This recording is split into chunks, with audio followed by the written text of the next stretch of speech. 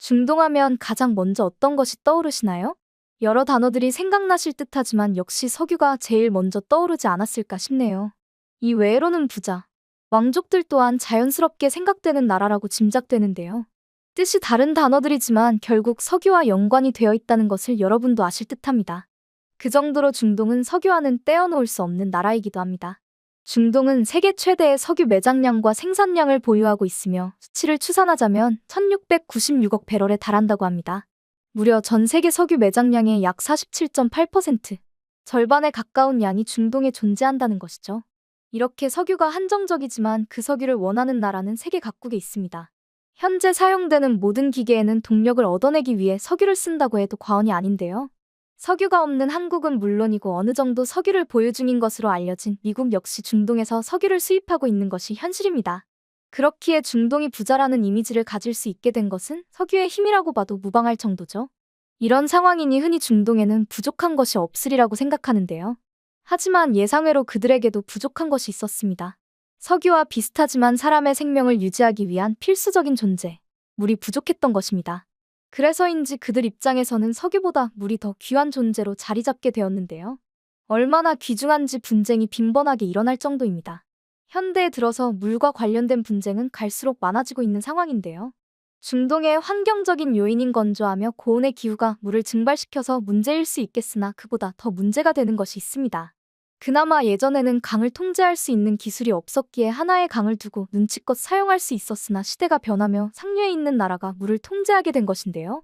이런 통제가 문제가 되는 이유는 중동의 대부분이 사막 혹은 건조 지역으로 이루어져 있으며 연평균 강수량이 250mm 이하인 지역 또한 많은 편에 속하기 때문입니다. 그렇다 보니 물을 통제하게 되면 정말 물이 부족하여 농업부터 식수조차 구할 수 없는 상황에 처해지는 것인데요. 하지만 다른 강이 시작점에 있는 나라의 입장에서는 자신과 관련된 일이 아니기에 본인들에게 더 이득이 될 만한 행동을 하는 것입니다. 그래서 일어난 분쟁 중에 가장 잘 알려진 것이 바로 요르단강 분쟁인데요. 요르단강은 이스라엘과 요르단, 팔레스타인, 시리아를 흐르는 중요한 강으로 물 공급의 중심이기도 합니다. 그런데 이 강의 대부분을 강의 상류를 차지하고 있는 이스라엘이 통제를 하기 시작하면서 잦은 갈등이 발생하기 시작했던 것인데요. 더군다나 물 관리 기술을 통해 강물의 상당수를 사용하고 있었기에 다른 국가들이 사용할 수 있는 물의 양이 현저히 낮아졌습니다. 이에 팔레스타인의 식수와 농업에 큰 영향을 미쳤으며 요르단 또한 사용할 수 있는 물의 양이 적어졌기에 상황이 심각해졌는데요. 그도 그럴 것이 요르단강이라고 불릴 정도로 요르단은 해당 강에 많은 의지를 하고 있었던 상황이었습니다. 그렇기에 이 문제를 해결하기 위해 요르단은 이스라엘과 평화협정을 체결하게 되었는데요. 하지만 실질적인 갈등은 여전히 존재하고 있는 상황입니다. 요르단강 소유로 인하여 이스라엘은 자신의 입지를 더 공공연하게 했다고 볼 수 있는데요. 심지어는 팔레스타인은 이스라엘과 전쟁을 할 정도였으나 해결되지 않으며 물 분쟁은 하나의 큰 문제로 자리 잡게 되었습니다. 이런 상황이라고 하니 문득 의문이 드실 듯합니다. 지구의 표면이 대략 71%가 물로 구성되어 있는데 중동에서 물로 허덕이는 이유가 무엇일까요? 심지어 돈도 많아서 어떻게든 물을 끌어다 쓸 수 있을 것만 같은데 말이죠. 앞서 설명했듯이 지구는 지면보다 물이 더 많은 편에 속하는데요. 하지만 그중 무려 97% 정도가 염분을 지니고 있는 바닷물입니다. 염분을 지니고 있다면 마실 수도, 씻는 물로 사용하거나 심지어는 농업수로도 사용할 수 없는데요. 마실 수 있는 물, 즉 탐수가 없어 바닷물을 마시게 된다면 염분으로 인하여 오히려 탈수 증상에 시달릴 수 있습니다. 심지어 계속 마시다 보면 염분으로 신장에 부담이 가게 되어 신부전이 발생할 수 있죠. 심지어 이런 문제는 작물에서도 나타납니다. 작물 또한 바닷물을 흡수하면 탈수 상태가 되고 염분이 직접적인 독성을 유발하여 광합성에 큰 무리를 주기도 합니다. 어느 쪽으로 보나 문제가 생기는 것입니다. 그렇다면 나머지 3%로 지구의 대부분의 생명체가 살아갈 수 있는지 의문이실 텐데요. 놀랍게도 3% 중에 우리가 접할 수 있는 물은 더 적습니다. 빙하, 지하수를 뺀다면 우리가 쉽게 접근할 수 있는 담수는 고작 0.3%에 불과한데요. 주변에서 볼 수 있는 강과 호수, 습지 등을 통하여 보는 담수가 이것에 속합니다. 그나마 지하수는 기술의 발전으로 끌어올 수 있게 되었지만 한계가 있습니다. 지하수를 한도 끝도 없이 끌어올리게 되면 결국 집안이 무너지는 결과를 낳게 되는데요. 또한 지하수를 전부 사용해버리면 더 이상의 자원이 없어지는 것입니다. 이런 상황은 그 어떤 나라보다 중동이 잘 알고 있는데요. 앞서 이야기한 것처럼 중동은 물을 끌어다 쓸 수 있는 곳이 많지 않아 지하수를 모든 분야에 활용했습니다. 식수부터 농업까지 지하수를 활용하다 보니 지하수가 바닥을 보이는 것은 삽시간이었는데요. 특히나 농업에는 물이 많이 들어가다 보니 지하수가 더 빨리 소진된 것으로 보입니다. 결국 지하수가 고갈되면서 심각성을 알게 된 중동 곳곳에서는 이 문제를 해결해달라는 시위가 벌어지기도 했는데요. 특히 사우디아라비아가 농업을 발전시키기 위해 대규모로 지하수를 사용하여 고갈되는 상황을 직면했습니다. 얼마 남지 않은 물에 해수가 스며들어 지하수마저 활용할 수 없게 되었는데요. 그러던 중 놀랍게도 이런 중동의 물 부족 상황을 해결할 수 있다고 나선 나라가 있었습니다. 그게 바로 한국이었습니다. 한국은 사람들이 생각만 하고 실현되기 어렵다고 생각한 기술을 남들보다 더 뛰어나게 보여주었는데요. 그것은 바닷물을 담수로 바꾸는 기술이었습니다. 해당 기술은 흔히 해수담수와 플랜트로 불리는 기술로 많이 사용하는 방식은 크게 두 가지를 꼽을 수 있습니다. 그 두 가지는 열방식이라고 하는 증발법과 막방식이라고 불리는 역삼투하법입니다. 증발법의 경우 바닷물을 가용하여 수증기로 만들고 이를 다시 냉각시켜 염분이 제거된 물을 얻어내는 방법인데요. 대규모 담수를 생산할 수 있는 방법인 것에 비하여 에너지 소비가 커서 운영 비용이 높다는 단점이 존재합니다. 또 다른 방법인 역삼투하법은 바닷물을 높은 압력으로 반투과성 막을 통과시켜 염분과 불순물을 걸러내는 방식인데요. 말 그대로 역삼투합 방식을 사용하는 것입니다. 염분을 걸러내는 반투막을 가운데 두고 양쪽에 담수와 바닷물을 각각 부으면 담수가 이동하여 바닷물 쪽, 즉 염도가 높은 쪽 높이가 올라갑니다. 이걸 삼투압이라고 하죠. 이후 바닷물에 압력을 가하면 반투막을 통과해 염분이 걸러지며 담수의 양이 늘어나는 것인데요. 이것이 바로 역삼투압입니다. 앞서 이야기한 열 방식보다는 확실히 에너지 효율에 좋은 편이지만 정기적인 막 교체가 필요한 것을 단점으로 꼽을 수 있습니다. 그 외에도 정삼투식, 냉동식 등의 해수 담수화 방식은 여러 가지가 있는데요. 다만 효율적인 방법으로 채택된 것이 바로 역삼투압법이었습니다. 중동에서도 장기적으로 봤을 때 지속 가능한 방식이 바로 역삼투압법이라고 생각한 것인데요. 해당 방식은 다른 방식에 비하여 설치 비용이 현저히 낮은 편입니다. 또한 운영에 많은 에너지를 소모하지 않기 때문에 운영에 더 효율적이라고 볼 수 있는데요. 더군다나 다른 방식에 비하여 많은 에너지가 소요되지 않기에 탄소 배출량도 낮은 편에 속합니다. 이는 친환경적이라는 것을 이야기하는 것이기도 했는데요. 최근 물이라는 자원이 고갈되는 상황에서 중동에서는 석유도 물처럼 고갈될 수 있다는 위기의식을 느낀 상황입니다. 그렇다 보니 태양력, 풍력과 같이 친환경적인 것에도 많은 관심을 보이고 있는데요. 해당 역삼투압법 역시 환경을 어느 정도 지킬 수 있다는 점에 큰 호응을 얻고 있습니다. 그리고 이런 담수와 시설에 뛰어난 능력을 보인 것이 바로 한국 기업인데요. 한국은 중동의 해수 담수와 플랜트에 참여하면서 실력을 인정받았습니다. 특히 두산중공업의 능력이 대두되었는데요. 1978년 사우디아라비아 파라잔 프로젝트를 시작으로 현재 해수 담수화 분야 세계 1위를 달릴 정도이며 세계 시장 점유율이 40%가 될 정도로 해당 기술에 능합니다. 두산이 얼마나 해수 담수화에 진심인지 역삼투압법, 다중효용법, 다단증발법 이 세 가지 기술 모두의 특허를 보유하고 있을 정도인데요. 두산은 전통적으로 다단효용 증발과 다단 플래시 증발 방식에 큰 강점을 보인 바 있습니다. 이 두 방식만으로도 세계 선두에 서게 된 것이었는데요. 사우디아라비아의 안부 프로젝트, 아랍에미리트의 푸자이라 프로젝트 등 해당 방식을 사용한 해수 담수화 플랜트를 지었는데요. 특히 하루 55만 톤 이상을 생산할 수 있는 해당 기술 덕분에 완공 이후로도 높은 평가를 받았습니다. 더 놀라운 것은 역삼투압 방식을 최근 들어 시공하면서 하루 생산량이 더 높아진 것인데요. 아랍에미리트의 알따윌라 프로젝트가 완료된 이후 하루 90만 톤의 생산량을 자랑하며 약 300만 명에게 식수를 제공할 수 있게 되었습니다. 더군다나 앞서 이야기했던 대로 에너지 효율 면에서도 혁신적인 성과를 지니게 되어 최근 해당 기술을 이용한 해수 담수화 플랜트가 늘어나고 있는 상황입니다. 한국 기업의 등장으로 중동의 고질적인 문제가 사라진 것인데요. 두산 외에도 포스코, 현대엔지니어링, 하나건설 등이 해당 기술을 지니고 있습니다. 안주하는 것이 아닌 끊임없이 개발하고 더 효율적이며 자연을 점차 훼손시키지 않으며 함께 살아갈 방식을 찾아가려는 의지가 한국 기업을 정상의 자리에 앉혀놓은 것으로 보입니다. 이와 함께 중동에서 한국 기업의 입지가 얼마나 큰지 궁금하신 분들이 많으실 듯한데요. 해당 내용과 관련된 관계자의 글을 발견하게 되어 여러분께 소개하고자 합니다. 여러분은 어린 시절, 물이 사라지는 미래에 대해서 생각해 본 적이 있으신가요?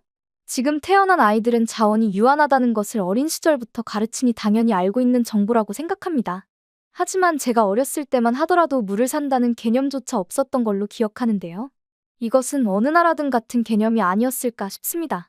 더군다나 어린 마음의 세상은 반 이상이 물, 즉 바다로 가득 차 있으니 물이라는 것이 없어질 것이라고 생각해 본 적도 없었던 듯하죠. 그러던 중 바닷물을 마실 수 없다는 것을 알게 된 이후로 의아함이 생긴 저는 물에 대해 많은 관심을 가지게 되었습니다. 그렇다 보니 해수 담수화라는 것에 어린 시절부터 관심을 가지게 되었습니다. 그렇게 저는 궁금증 하나로 진로까지 결정되게 된 것입니다. 원대한 이유는 아니었지만 해당 연구를 할 수 있는 어엿한 성인으로 자랐죠. 그러던 중 저는 다른 나라도 아닌 중동에서도 물 부족으로 인하여 해수 담수화 플랜트를 기획하기 시작했다는 사실을 알게 되었습니다. 그리고 정확하게는 사우디아라비아에서 해당 작업을 진행한다는 것을 알았고 자연스럽게 저 또한 합류하게 되었는데요. 제가 깜짝 놀랐던 것은 저희 회사가 메인이 아닌 옆에서 보조해주는 역할로 합류하게 되었다는 것입니다. 저는 제가 몸을 담고 있는 회사가 가장 해당 프로젝트의 메인을 맡아도 되는 기업이라고 생각했는데 정작 주요 기업은 따로 있었는데요. 바로 한국 기업이었습니다. 솔직히 저는 제 귀를 의심할 수밖에 없었습니다. 지금이야 한국이 영화, 음악 같은 문화까지 많은 분야에서 큰 활약을 보이고 있는 나라지만 당시에는 그 정도까지는 아니었죠. 제가 한국에 대해서 아는 거라고는 한국 전쟁과 지독한 가난에 대한 것이었습니다. 더군다나 당시에 많은 나라에서는 한국과 북한을 헷갈려하는 사람들이 많았습니다. 그건 저 또한 마찬가지였는데요. 그렇기에 은근슬쩍 돈만 챙기고 제대로 된 공사를 진행하지 않는다거나 혹은 기술을 빼돌리기 위해서 온 것은 아닐까 의심하게 되었죠. 물론 저만 그런 생각을 했던 것은 아닌 듯 싶었습니다. 저와 함께 해당 업무를 맡게 된 제 사수 또한 비슷한 생각을 하고 계셔서 이번 프로젝트에 대한 우려를 내보이고는 했죠. 한국 기업이라고 해봤자 기업이라는 게 뭔지는 알까 모르겠다. 괜히 돈 보고 중동 건드린 거라서 어차피 돈만 빼돌리고 기술 있는 척하면서 본국으로 돌아가서 핵이나 하나 더 만들겠지. 우리한테 맡겼어야지.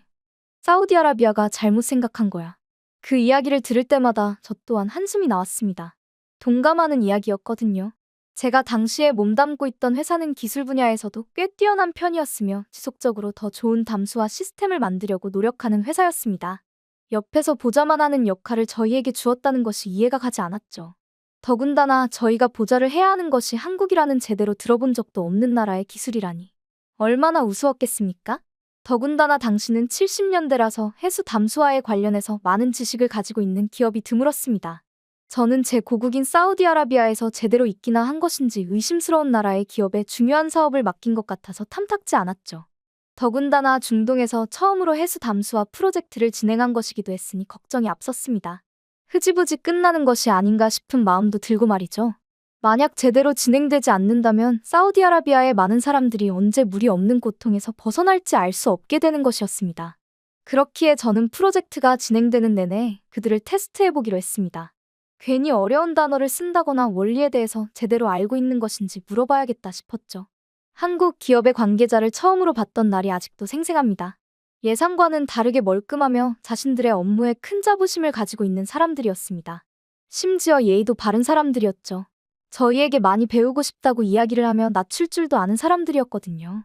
저는 당시에 그것을 예의라고 생각하지 않고 그저 업무에 대한 자부심은 있어도 자신들의 기술력에는 자신감이 없는 사람들로 인식했습니다. 그렇기에 앞서 이야기한 대로 어려운 단어를 써가며 해당 프로젝트에 대해서 컨설팅을 하려고 했죠. 그런데 그들은 생각보다 지식이 상당했습니다. 사우디아라비아의 환경과 해당 프로젝트에 우려되는 부분들을 파악하고 있었으며 어떻게 보완할 것인지에 대해서도 생각을 하고 있더군요. 물론 저희가 중동에 대해서는 더 잘 알고 있었기에 놓친 부분들이 있어 보완할 수 있도록 조언을 해주기는 했습니다. 하지만 생각 외로 꼼꼼하다는 것을 인정하게 되었으며 어느새 무시하려던 사수와 저는 그들과 동등하게 이야기를 하기 시작했죠. 그들은 다른 기업들 못지않게 수준급의 기술력을 가지고 있었고 오히려 왜 이제야 이런 기업이 중동에서 첫 사업을 시작하게 된 것인지 의문이 들 정도였습니다. 심지어 당시에 가장 선진화된 기술로 꼽히는 다단 플래시 증발 방식을 사용하겠다고 한 것이었기에 놀랄 수밖에 없었던 겁니다. 그러던 중 저희는 해당 시공에 대한 작은 부분까지 이야기가 흘러가게 되었는데요. 구체적으로 듣지는 못했지만 시공비가 굉장히 낮은 편에 속했습니다. 저희가 예상하는 비용의 20% 낮은 저렴한 비용으로 추측되더군요.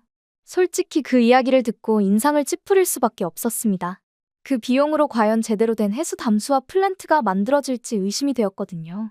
저는 결국 호기심을 참지 못하고 어떻게 그게 가능하지 묻게 되었습니다.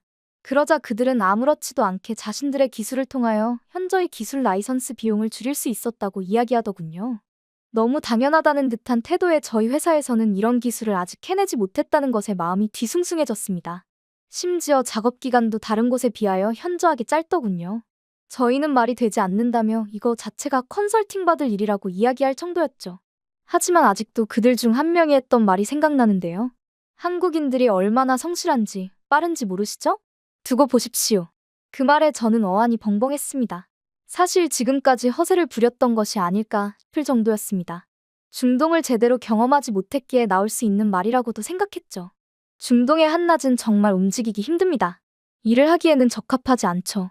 그렇기에 더 오랜 기간을 정했어야 했으며 해당 자재들을 한국 기업에서 만든다고 들었는데 그 짧은 기간 안에 만들어서 사우디아라비아까지 오는 것 자체도 말이 되지 않았습니다.